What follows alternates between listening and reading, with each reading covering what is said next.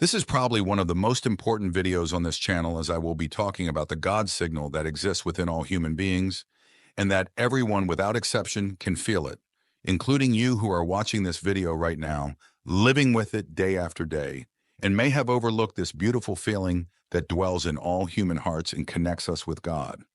It's about the law of human nature, or the law written in the heart as portrayed in the Bible. It immediately reminded me of C.S. Lewis in Mere Christianity, masterfully addressing the essence of human morality and its divine origin. In the first chapter, Lewis unfolds the concept of the law of human nature, convincingly arguing that we all possess an innate sense of right and wrong, independent of culture or belief. This moral law, written in our hearts, not only guides our behavior, but also points to the existence of an absolute moral standard established by God. We can draw a parallel from the first chapter of his book, where he explains what the law of human nature is with the law written in the heart. In Romans 2:14-15, Paul writes, "For when Gentiles who do not have the law by nature do what the law requires, they are a law to themselves, even though they do not have the law. They show that the work of the law is written on their hearts, while their conscience also bears witness, and their conflicting thoughts accuse or even excuse them." Paul is addressing here the idea that even those who have not been exposed to the law of Moses, namely the Gentiles, non-Jews, often act in accordance with the moral principles of this law simply by following their own conscience. This suggests the existence of a universal moral law, engraved by God in the heart of every person. Everyone has seen people quarreling. Sometimes the quarrel sounds funny, and sometimes it sounds merely unpleasant. But however it sounds, I believe that we can learn something very important by listening to the kind of things they say. They say things like, "How would you like it if someone did the same to you?" "This seat is mine. I was here first." "Leave him alone. He isn't bothering you. You pushed first." "Give me a piece of your orange." "I gave you a piece of mine." "Come on, you promised." People say things like this every day, both the well-educated and the ill-educated, both children and adults. This excerpt from Mere Christianity by C.S. Lewis talks about how people, when they argue or quarrel, are not just expressing dislike or personal preferences. Instead, they are appealing to a set of rules or moral standards they believe are known and accepted by all. When someone complains about another person's behavior, it implies that there is a common right and wrong that both recognize. For example, if someone says you promised you wouldn't do that, they are not just saying they are disappointed. They are suggesting that breaking promises is wrong based on a shared understanding of keeping one's word. Interestingly, the accused person usually doesn't dismiss the existence of these rules. Instead, they try to justify their behavior by arguing that they didn't break the rule or that there was a valid reason for doing so in that specific situation. This indicates that even when people disagree, they often agree on the existence of some basic moral standard, a kind of law that governs fair and right behavior. If there were no such agreement on these basic standards, discussions would be impossible. They would devolve into physical confrontations or total indifference, with no room for argument or justification. Therefore, even in disagreements, a shared belief in certain fundamental moral principles that guide human interactions is revealed. Continuing with Lewis's ideas, the purpose of quarreling is to show that the other person is wrong. But it wouldn't make sense to do that unless you and they had some agreement on what is right and wrong, just as it makes no sense to say that a football player committed a foul if there wasn't some agreement on the rules of football. Now, the law or rule about right and wrong used to be called natural law. Today, when we speak of natural law, we're usually talking about things like gravity, heredity, or the laws of chemistry. However, when ancient thinkers called the law of right and wrong natural law, they were actually referring to the law of human nature. The idea was that just as all bodies are governed by the law of gravity and organisms by biological laws, the creature called human being also had its law, with one big difference. A body can't choose whether to obey the law of gravity or not, whereas a person can choose whether to obey the law of human nature or not. This issue can be viewed from another angle. Any person is subject to different sets of laws, but there's only one law they have the freedom to disobey. As a body, they are subject to gravity and cannot disobey it. Once suspended in the air, they have no choice but to fall like a stone. As an organism, they are subject to various biological laws that, like animals, they cannot disobey. That is, they cannot disobey those laws they share with other things, but the law peculiar to their human nature, the law they do not share with animals, plants, or inorganic things, is the one they can disobey if they wish. This law was called natural law because people believed everyone knew it by nature and didn't need to be taught by others. Of course, they weren't saying it would be impossible to find a strange individual out there who didn't know it, just as you can find people who are colorblind or have no talent for music. After reading your words, I conclude that the concept of natural law transcends mere observation of physical phenomena such as gravity or chemical reactions, delving into the depths of what it means to be human. Historically, thinkers like Aristotle, Cicero, and Thomas Aquinas contemplated natural law as an intrinsic moral guide, an internal compass that distinguishes humans from other creatures. This law not only prescribes how we should act, but reflects the moral structure of the universe, suggesting a divine or transcendental origin. The freedom of choice of the human being, the ability to obey or disobey this law of human nature, is what most distinctly sets us apart from the rest of the natural world. While celestial bodies move according to immutable physical laws and animals follow their instincts unquestioningly, humans are in constant dialogue with natural law, deciding when to heed its call to goodness, justice, and truth, and when to stray onto less virtuous paths. This unique capacity for choice places immense responsibility upon our shoulders. In our modern society, marked by diverse beliefs in the pursuit of individual autonomy, the notion of a universal natural law may seem challenging. However, it is precisely this capacity for choice, informed by a common moral sense, that allows us to engage in dialogue about ethics, human rights, and social justice on a global scale. Recognizing natural law as a moral foundation is not to restrict human freedom, but to acknowledge that our freedom is most meaningful when guided by universal principles that promote the common good. It is interesting to note how, despite the varied cultural expressions of morality, there is a common thread, a tacit agreement on fundamental values such as human dignity, equity, and mutual respect, reflecting the persistence of the law of human nature in all societies.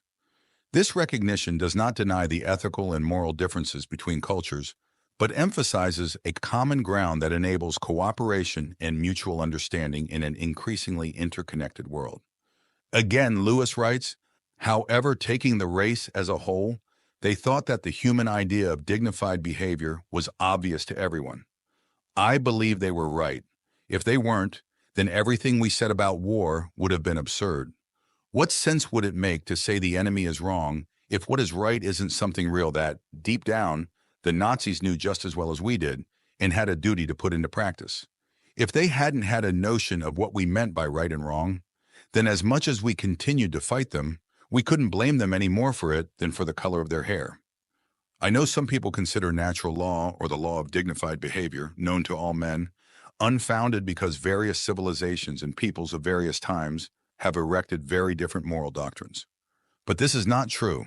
It's true that there are differences between their moralities, but these have never amounted to a total difference. If someone took the trouble to compare the moral teaching of ancient Egyptians, Babylonians, Hindus, Chinese, Greeks, and Romans, they would indeed be struck by how similar they are to each other and also to our moral teaching. Some of the evidence for this is gathered in an appendix to another book of mine called The Abolition of Man. But for our present purpose, it's enough for me to ask the reader to just imagine what a completely different morality would be like. Imagine a country where people were admired for fleeing from battle, or where a person took pride in having deceived all those who were kind to them. It would be like trying to imagine a country where 2 plus 2 equals 5. There is disagreement about the people you should be altruistic towards, whether it's just your own family or your fellow countrymen or everyone. But they have always agreed that you should never put yourself above others, as selfishness has never been something to be admired. People differ on whether you should have 1 wife or 4, but they have always agreed that you cannot simply have any woman you desire. But the most striking fact is this. Even if you can find a person who adamantly claims not to believe in right and wrong, that same person will appeal to it immediately afterward. They may even break the promise they made to you. But if you try to break yours with them, they will quickly complain that it's not fair. A nation may even say they don't care about treaties, but then the next moment they start presenting their case, saying that particular treaty the others want to break was unfair. Yet if treaties don't matter, if there is no such thing as right and wrong, in other words, if there is no natural law, what would be the difference between a just treaty and an unjust one? Wasn't it they themselves who betrayed it, showing that as much as they speak against it, they know natural law just like anyone else? Lewis uses the example of World War II and the fight against the Nazis to illustrate his point. He questions how we could judge the actions of the Nazis as wrong if there were no objective and universally recognized moral standard. Without such a standard, war would be reduced to a mere dispute of preferences, without a moral basis to assert that one party was right and the other wrong. To reinforce his argument, Lewis challenges readers to imagine a society with moralities radically different from those we consider acceptable, such as one that values cowardice or deceit. He suggests that such an exercise is almost impossible because the differences between human moralities are variations around a common theme, not total discrepancies. He also addresses how, despite cultural variations on whom we owe our loyalty to or how many wives one can have, there is consensus on principles such as the rejection of selfishness and the unlimited right to desire. This similarity in moral foundations across distinct cultures points to natural law as a universal truth. Finally, Lewis argues that even those who deny the existence of objective right and wrong ultimately invoke these concepts in their own arguments, revealing a contradiction that confirms the undeniable presence of natural law. Even in the rejection of treaties or the breaking of promises, people naturally resort to the notion of justice, demonstrating that, deep down, they know and recognize the law of human nature. Continuing in your words, it seems then that we will be forced to accept that there is right and wrong. People can often deceive themselves about them, just as people sometimes make mistakes in calculations. But this is not a mere matter of taste or opinion, but of multiplication tables. Now, if we agree on this, I will move on to my next point, which is this. None of us actually observes natural law. If there is any exception among you, I apologize. It would be better for them to read another book, as nothing of what I'm going to say concerns them. And now let's turn back to ordinary human beings.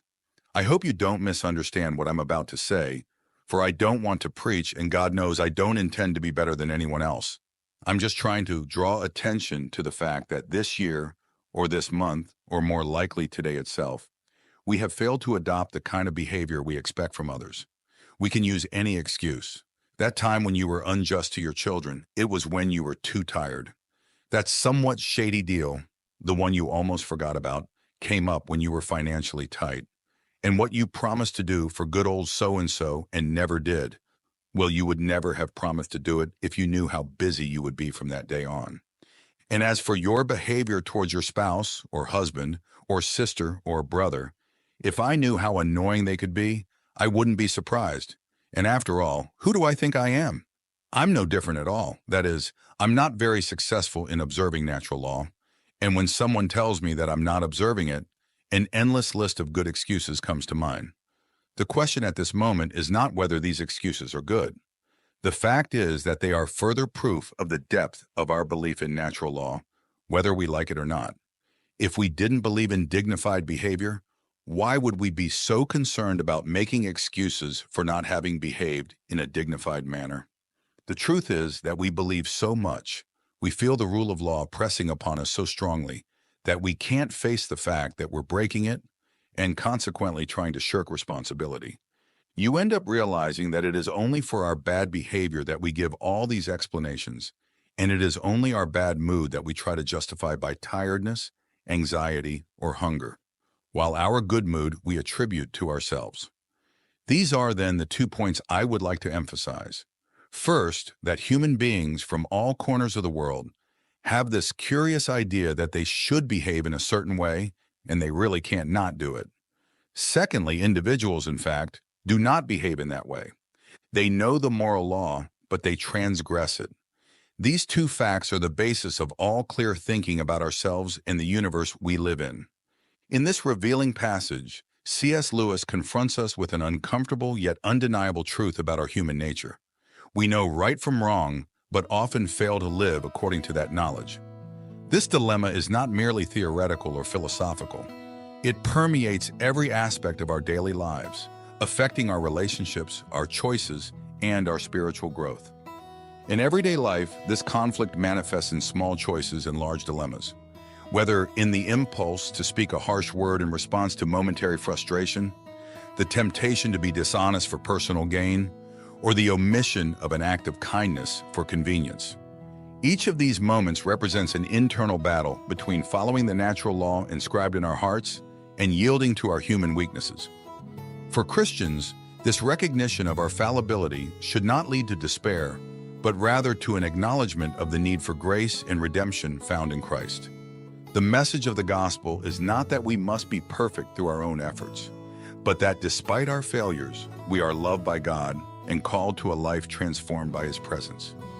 The Apostle Paul echoes this truth in his letters, especially when he speaks of his own struggle with sinfulness, Romans 7:15-25. The Christian life then becomes a continuous journey of repentance, seeking God, and allowing His Spirit to transform and empower us to live in a way that more faithfully reflects the natural law He has inscribed in our hearts. In practice, this means adopting a posture of humility, acknowledging our shortcomings and seeking forgiveness and restoration in relationships we've damaged. It also means striving daily to align our actions with the moral principles we recognize as true, seeking God's help to overcome tendencies that lead us astray. Furthermore, this understanding calls us to be patient and merciful with others, recognizing that everyone is fighting their own internal battles. Instead of quick judgment, we are called to offer the same love, grace, and encouragement we've received from God. Ultimately, recognizing our inability to perfectly fulfill the natural law leads us to a deeper dependence on God and a richer appreciation of His grace. It also motivates us to live more intentionally, seeking to reflect God's love and justice in every aspect of our daily lives. In this process, we discover that true transformation does not come from our strength, but from the transformative power of God's love working in and through us. And if you enjoyed, please leave a like and subscribe to the channel. If you wish to watch another inspiring video, check out the video I'll leave on the screen about anti-Christian habits that you should be aware of.